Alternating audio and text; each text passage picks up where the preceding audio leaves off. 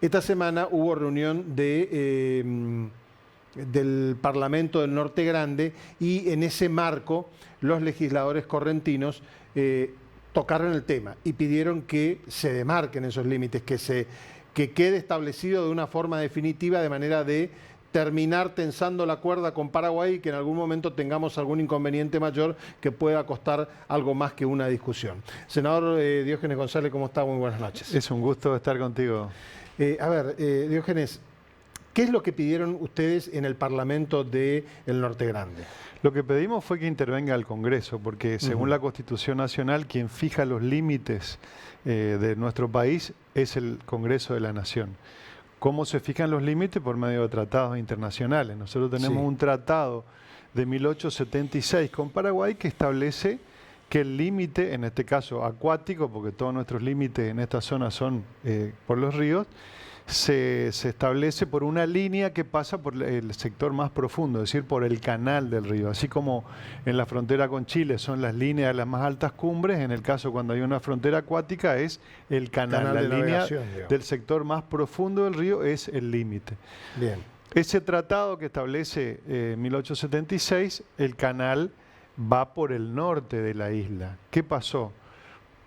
Cuando se crea la represa de Yacyretá, todavía dentro del gobierno militar, digamos, se firman unas cartas reversales, es decir, que una especie de cartas de intención entre Argentina y Paraguay, donde Cancillería comete un error técnico y Cancillería Argentina consciente de alguna manera que podría desplazarse ese límite hacia el sur, hacia el canal de navegación. Paraguay avanzó con esta situación al punto que declaró una ley nacional del Congreso. Entonces, en los años 90, toman posesión de ese canal de navegación y generan un aislamiento de la isla Pipé que queda rodeada por aguas paraguayas. Y no nos olvidemos que hay un municipio que se llama San Antonio, que hay 3.000 personas argentinos y correntinos que viven ahí. Hay escuela primaria, secundaria, terciario, hay actividades económicas, vive del turismo, esa población tiene un turismo espectacular realmente. Y tienen muchos problemas porque la Armada Paraguaya tiene una actitud hostil en el tema del manejo de las aguas, ¿no? Hemos tenido varios incidentes, inclusive intercambios de disparos, y es una situación que puede escalar en cualquier momento, ¿no? Así que lo que hemos hecho ahora, el Parlamento del Norte Grande es la suma de las 10 legislaturas de las 10 provincias del NOA y NEA, pedir una resolución, la cual fue aprobada, por la cual el Parlamento del Norte Grande solicita al Congreso de la Nación que tome cartas en el asunto y declare formalmente un conflicto internacional con Paraguay para que podamos disparar los mecanismos que se establecen cuando se declara un conflicto limítrofe, digamos. Así que todavía no hemos conseguido que el Congreso de la Nación declare este punto. Han pasado varios gobiernos de distintos signos y muchas veces la fuerza de la diplomacia o la intención de llevar una determinada agenda con el país hermano de Paraguay hace que quede sublimado en un segundo plano este problema que tenemos los correntinos, que en definitiva es un problema nacional, ¿no? En el gobierno de Macri el propio canciller Fauri estuvo en la isla Pipé, pero bueno, no hemos logrado en estos años de democracia poder tener una situación de respuesta y la verdad es que el conflicto va escalando.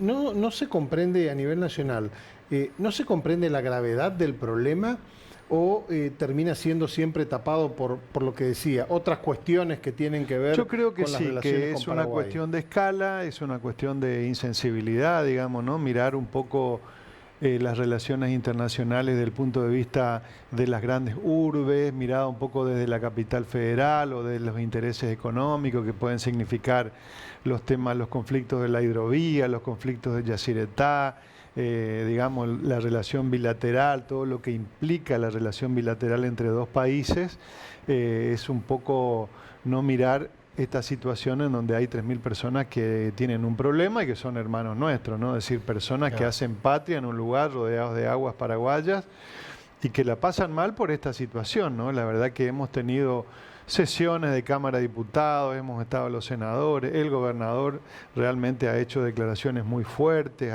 él conoce mucho la zona porque bueno, somos criados en esa zona, yo también soy oriundo de Ituzaingó, así que conozco, me he criado en esa zona antes de que exista la represa de Yacyretá había una situación totalmente normal y esta situación limítrofe no existía.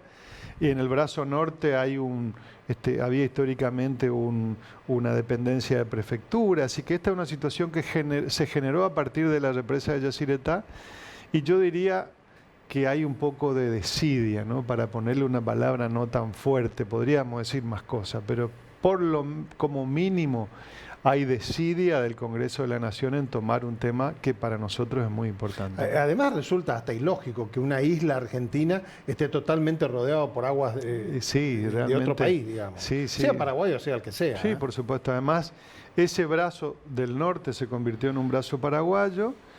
Los productores correntinos que viven en la isla tienen problemas, hay casos de abigeato, hay casos de incursiones, es decir, hay situaciones en donde se ronda situaciones muy, muy conflictivas, y a veces se ven desbordada la población por estas situaciones. Es decir, que tienen que tener guardias permanentes en una isla que tiene 30.000 hectáreas, es una cosa muy importante, claro, digamos, ¿no es cierto? Así que hay actividades productivas, y así que esto... ¿Esos casos de abigeato vienen del lado paraguayo? Claro. Claro, porque ese brazo que antes era el límite internacional, ahora ellos consideran como que es un brazo paraguayo, entran y salen, circulan con libertad en ese lugar, y a veces los propios productores son víctimas de robo de ganado, que generan situaciones muy complicadas, ¿no? Porque ser productor y en esa zona es todo un sacrificio, ¿no? Sí, no es fácil. No, por supuesto que no. Diógenes, cambio de tema. Hablamos en el Congreso de la Nación se aprobó ayer el sistema de boleta única para las elecciones nacionales. ¿Cómo lo ve? Bueno, creo que es un avance. Nosotros hemos planteado muchas veces en el debate público de que hay que estar abierto a todas las opciones. Ha habido cierta polémica, ¿no? Porque integrantes de nuestra alianza, como el caso del presidente de la Cámara de Diputados, han empujado esta situación, hemos tenido posiciones distintas. El propio gobernador Valdés ha planteado que la discusión está abierta, digamos, ¿no? Que existe esta opción como muchas otras. Nos parece que es una herramienta del vínculo del ciudadano con los partidos políticos. Me parece que hay que tener una mente abierta como para evaluar todas las opciones. Así que creo que en el caso, digamos, de este debate vuelve, ¿no? De la Cámara de Senadores copió el modelo Mendoza y ahora vuelve a la Cámara de Diputados. Así que un debate que no está terminado. Hay provincias que tienen un modelo como el de Santa Fe, que tiene boletas de distintos colores para distintas categorías. La de Córdoba, que permite, por ejemplo, votar con una marca toda la lista completa. La de Mendoza no. Hay distintas variantes. Así que creo que es un debate muy rico, instrumental, y creo que lo que vamos a hacer es tener una actitud abierta para que el tema se pueda debatir. En algún momento también se va a discutir a nivel provincial. Por supuesto, es un tema que está en discusión, la discusión está abierta. No hay un marco de referencia, ha habido ciertos conflictos, digamos, eso lo tenemos que reconocer porque hubo ciertas tensiones, ¿no es cierto? Porque más que nada por las formas, pero en definitiva es un debate que está abierto y seguramente en algún momento va a tener algún consenso o no, digamos, pero la actitud en general que tenemos es la de discutir todos los proyectos. Yendo a la situación de la Unión Cívica Radical, se encamina a una elección de renovación de autoridades que es muy importante para el radicalismo porque es a meses de una elección provincial donde la Unión Cívica Radical se va a jugar el mantener la gobernación de la provincia, nada más ni nada menos. Así es una situación transicional dentro de un mismo proyecto político. Sostener el recambio institucional, digamos, nosotros tenemos 2/3 en ambas cámaras, ¿no? Yo siempre digo en broma que podríamos hacer una república bolivariana si quisiéramos, claro. Pero no lo hacemos porque tenemos vocación democrática. El propio gobernador en el discurso de este año anunció de que no iba a promover una reforma, en lo cual implica apego a la Constitución, ¿no es cierto? Y eso genera, por supuesto, que cuando hay un recambio hay que concentrar todo el esfuerzo en establecer nuevos liderazgos e intentar mantener el proyecto, ¿no? En esa línea, justamente nuestra intención es que el gobernador Valdés conduzca el partido para que pueda él desde su liderazgo personal y desde el apoyo que tiene de parte de todos nosotros, conducir esta transición de cara al año que viene, que habrá que elegir un nuevo candidato a gobernador y vice,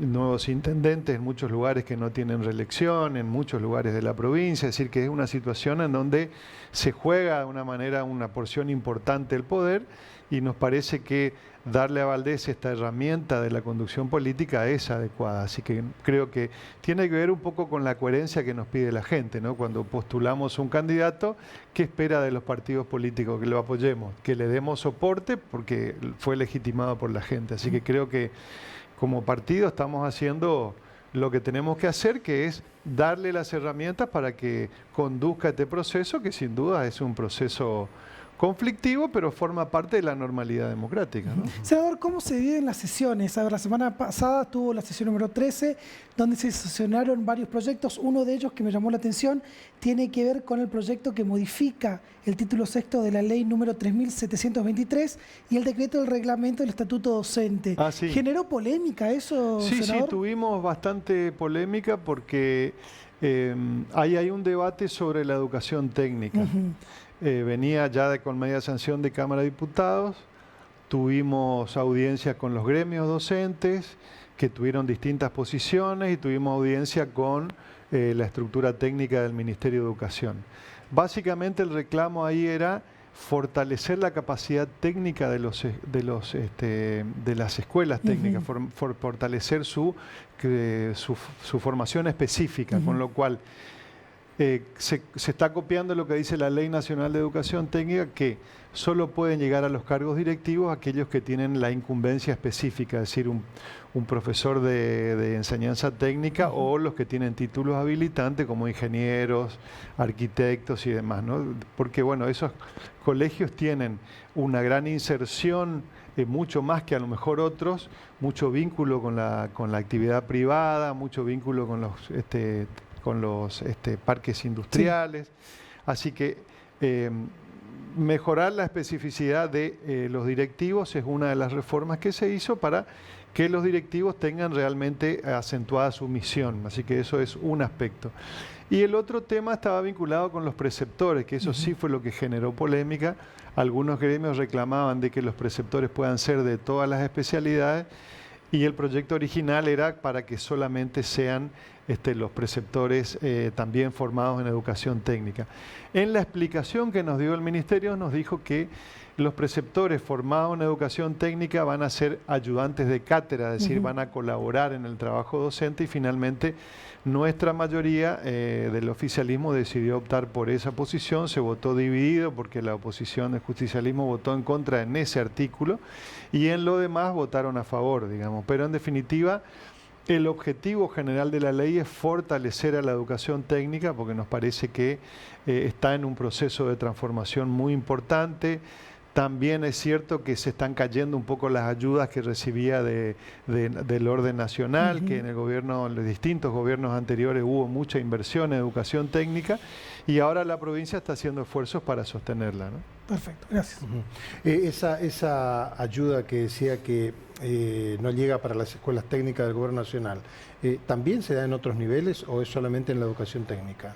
Hasta ahora se ha explicitado en este punto, y después el otro tema que fue muy publicitado fue lo que es el presentismo, digamos, ¿no? Que era el Fondo de Incentivo Docente, que también lo absorbieron las provincias, ¿no? Lo transformaron en un estímulo para el ítem aula, lo pusieron que se va a cobrar solamente aquel docente que está frente al alumno, un poco para privilegiar el hecho docente, que es decir, el alumno frente al aula, ¿no es cierto? Un poco para que ese recurso sea bien direccionado. Así que también formó parte de un debate porque ese fondo existía desde los años 90, ¿no? Así que bueno, siempre hay tensiones, entendemos que el gobierno nacional tiene por objetivo el déficit cero, porque ya sabemos lo que pasa cuando hay emisión monetaria, pero cuando se cierran los grifos, obviamente que entramos en tensiones, ¿no? Como son los sistemas de salud, la educación, los jubilados, una serie de cosas en donde uno empieza a tener que establecer prioridades, dónde ajusto y dónde aflojo. Realmente es una situación compleja. Senador, ¿no? ¿le causa ansiedad o lo que puede llegar a anunciar sobre el presupuesto del presidente el domingo? Yo creo que es muy previsible. Es muy previsible. El presidente tiene una actitud confrontativa. Es la parte que no me gusta, digamos. Eso él justo le iba a preguntar. Que justo es como que está en campaña todo el tiempo, pensando en la parlamentaria del año que viene, un poco tensando la cuerda. Me parece que no le hace bien a la democracia que estemos todo el tiempo tensando. Pero en línea general es un presidente que quiere ordenar el Estado Nacional, es razonable, ¿no? Que quiera gobernar con déficit cero, que quiera ordenar las cuentas del Estado, que quiera echar a la gente que no trabaja, me parece positivo. O que quiera poner un poco en orden las empresas del Estado y que las que den superávit, las que den déficit, hay que estudiar si realmente tienen que estar o no en manos del Estado por algún objetivo concreto, ¿no? Por ejemplo, la empresa YPF fue creada por Hipólito Yrigoyen y fue una empresa superavitaria durante más o menos 30 años y más o menos el déficit de YPF empezó en los años 50. Cada uno que sabe de historia sacará sus conclusiones, ¿no es cierto? Pero si uno crea una empresa del Estado puede que funcione, pero tiene que dar superávit. No puede ser una empresa una carga para la sociedad, ¿no es cierto? Creo que más allá de que sea el Estado, tiene que funcionar como empresa. Como empresa, ¿no es cierto? Y creo que ahora en debate está el tema de Aerolíneas, en la que Aerolíneas, como herencia del gobierno anterior, tiene el triple de pilotos, el triple de personal, hay prácticas que son realmente muy complicadas. Y al avión no se sube cualquiera, no se sube cualquier persona. El viaje en aéreo es un servicio de la clase media y clase media alta, ¿no es cierto? Entonces, si hay recursos del Estado que están subsidiando una empresa que es para viajar por avión, me parece que estamos haciendo las cosas mal, ¿no es cierto? Así que yo me gustaría, por una cuestión ideológica, que sea una empresa del Estado, pero tiene que dar superávit. Tiene que ser superavitaria, ¿no? Como cualquier empresa. Una empresa, en realidad. Una empresa, como todas. Claro, no un organismo más del Estado. Hay empresas en Europa, en Estados Unidos, que son del Estado, que nadie discute, pero dan superávit. La NASA, por ejemplo, es una empresa del Estado, es superavitaria. Y nadie discute, está pensando que Estados Unidos va a privatizar la NASA. Nadie se le ocurre pensar eso. Sin embargo, es una empresa que da superávit. Bien. Sé que es senador provincial por corriente por Unión Cívica Radical, pero le quiero preguntar por el radicalismo a nivel nacional. Esta semana se jugó mucho en redes sociales con la sigla UCR por UCB, CBU, mejor dicho, por lo que pasó en Cámara de Diputados de la Nación. Cuando se meten de ese lado con el radicalismo, ¿qué siente usted? Bueno, realmente forma parte de los problemas que tiene un partido de la oposición, ¿no es cierto? Creo que los partidos de la oposición siempre están tensionados por lo que diríamos una cierta, como decía Max Weber, ¿no? Existe una tensión entre la ética de la responsabilidad y la ética de los principios. A veces hay tironeo en esos temas, ¿no es cierto? Es decir, cuando uno tiene que priorizar la responsabilidad, muchas veces tiene que terminar acompañando al gobierno, y cuando uno va por los principios, muchas veces no, yo me quedo acá parado y confronta con el gobierno. Es un partido que está tensionado por esas situaciones, es un partido que tiene 5 gobernadores, que tiene 300 intendentes, entonces, donde está gestionando, tiene un sentido de la responsabilidad. Donde no está gestionando, tiene un sentido de los principios. Y es una cosa en la que hay que encontrar un punto. El radicalismo tiene que lograr una conducción que nos permita administrar distintas velocidades, ¿no? Por eso hicimos el gran esfuerzo el año pasado de acompañarlo a Valdés en el intento que hizo de conseguir la mayoría para consagrarse como presidente del Comité Nacional. No se logró, y hoy vemos una conducción un poco errática que le está mirando un poco al público de la capital federal, al público del AMBA, y que no contempla esta diversidad de situaciones que tiene el radicalismo. Es un partido muy plural, muy territorial y que defiende intereses distintos, ¿no es cierto? Seguro. Porque están los patagónicos con su estrategia, los de Cuyo, estamos los del norte. Cada región del país tiene su propia preocupación y su propia preocupación, así que bueno, creo que sin duda que tiene mucho para mostrar, porque ha crecido muchísimo desde aquel 2001, 2003, ha crecido muchísimo, hoy conduce 5 provincias, más de 300 municipios, tiene mucho para mostrar, y en definitiva lo que tiene que hacer es ordenar la casa, ¿no? Creo que es lo que ha pasado en estos días es un espectáculo un poco decadente, diría yo, pero bueno, hay que superarlo. ¿Le falta una figura nacional? Creo que sí, creo que sí. Una conducción, un Raúl Alfonsín, digamos. Le falta una figura, y después falta reconstruir territorialmente la provincia de Buenos Aires, porque el peso que tiene la provincia de Buenos Aires en el orden nacional es muy importante. Si vos no tenés peso territorial fuerte en la provincia más importante de la Argentina, no sos un partido nacional. Tal cual. Así que eso es uno de los temas en los que bueno, estas situaciones ocurren, ¿no? Seguro. Senador Diógenes González, gracias por la visita. Gracias por la invitación.